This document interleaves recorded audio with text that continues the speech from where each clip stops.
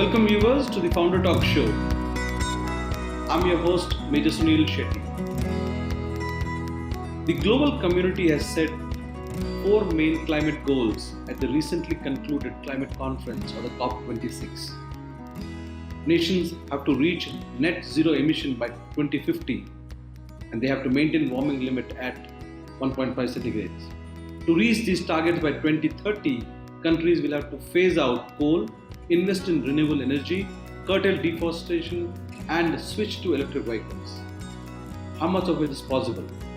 To understand what this goal means to Indian companies, I have with me Rajesh Parakala, founder of Gigawatt Solar. Welcome to the show, Mr. Rajesh. Thank you, sir. Mr. Rajesh, I'm sure as a company which is into solar power, you must have been watching or following the climate conference very closely. And at the conference, the countries have agreed on certain goals. The four goals that they're going to meet. What are your analysis of the conference? See, now, because of the fossil fuels, because of the great impact of the fossil fuels, there is significant damage to the climate. So the best solution for now is to have the renewable power. So that's the reason government is focusing more on the renewable sector. So which includes solar, wind, and other source of renewable energies, which are abundant in resources. They're abundant and they emit zero pollution, and this will significantly contribute to the green environment, and which can substantially cut down the carbon emission.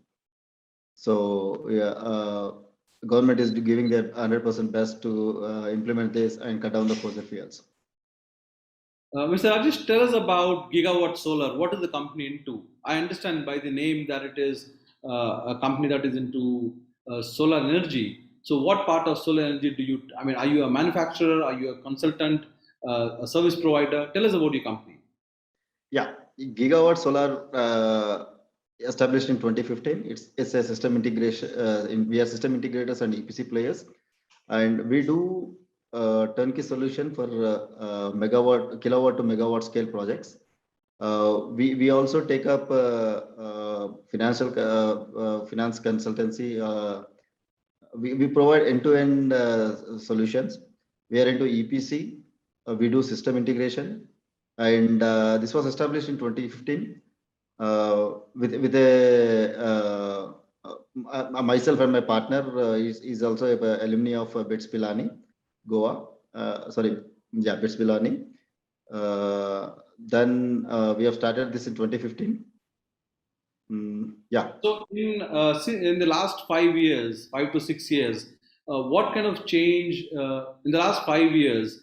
What kind of change have you seen for solar energy, be it from the government, organizations, and probably individual users? What kind of changes have you seen? We have seen significant changes starting from even initial days when it was in 2015.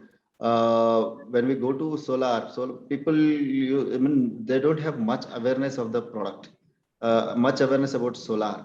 But now, because of great initiatives from Ministry of New and Renewable Energy (MNRE), they have taken very good initiatives, and they have created a lot of awareness programs that includes giving subsidy and making tax free for the solar generators.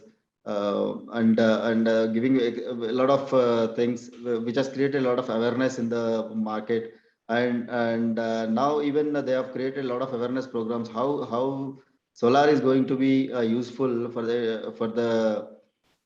how they can reduce the electricity bill and also contribute to the environment by reducing the carbon footprint. So initial days it was tough for us to to go meet a client and convince about solar, but now the amount of awareness they have got, it is very good, and government MNRE is playing a very good role in this.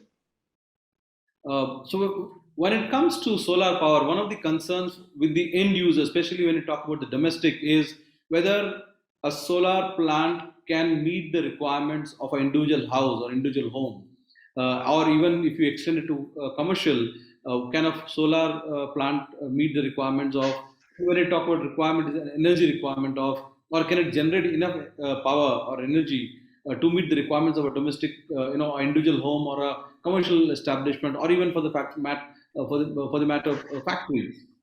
Yeah, it's the right question. And most of the people have this doubt. So whenever we meet our clients, they all usually ask, can I run my geyser? Can the ACs will be run on this? See, earlier there used to be off-grid systems where the complete they used to feed whatever the power generated to the battery bank, and from the battery bank they used to consume the power. But nowadays we have got a new mechanism called net metering, where whatever the power is generated, see, suppose if you install a 5 kilowatt system for a household, that can generate around 20 units of a system, 20 units power. So these 20 units will be utilized by the end user 24 by 7. But the solar power is available only hardly 8 units. The remaining 12 units they will be supplying it to the grid, and where the grid itself is used as a virtual battery here. So in the night, when the solar power is not there, they will draw the power, and the government has given a very good scheme like net metering mechanism, where this will be net off. So a complete household or a factory, or for that matter any industry if you take, can be completely run on solar. So what you're saying is a 5 kilowatt setup is good enough to meet a household requirement. So if that be the Average case, household, correct. average Average household, yes.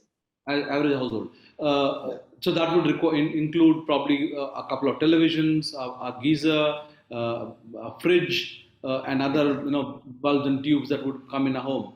Yeah. Now, cost is another factor which kind of because here you have to invest upfront. So what is it? Typically, what would a 5 gigawatt, for 5 kilowatt setup cost? And what do you have to tell the people about when you talk about investing upfront that amount of money? Correct. See, now earlier we used to have the CFA subsidy for all the most of the sectors, like commercial, schools, trust, and residential. But now from 2019 December, they have made it only for domestic categories. That means when I say domestic category, residential properties. So for this residential properties, we have 1 to 3 kilowatt, you have 40% subsidy, and above from 4 kilowatt, 10 kilowatt, we have 20% subsidy. So now when I say for a roughly for calculation, if you take 5 kilowatt system, it would roughly cost you around 2,50,000 bucks, out of which you get 30% for the first 3 kilowatt, and from 4 to 5 kilowatt you'll get 20%. So after subsidy, the plant cost would be around, the end user might be paying around 1,76,000. So if an individual user or a domestic user has to invest 1.7 lakhs, that's quite a large sum. Uh, how much time would it take for them to recover this cost? Yeah, very good question. Then the payback period for this it is hardly 3 to 4 years. So you will get your money back within 3 to 4 years. After that, the life cycle of the plant is 25 years.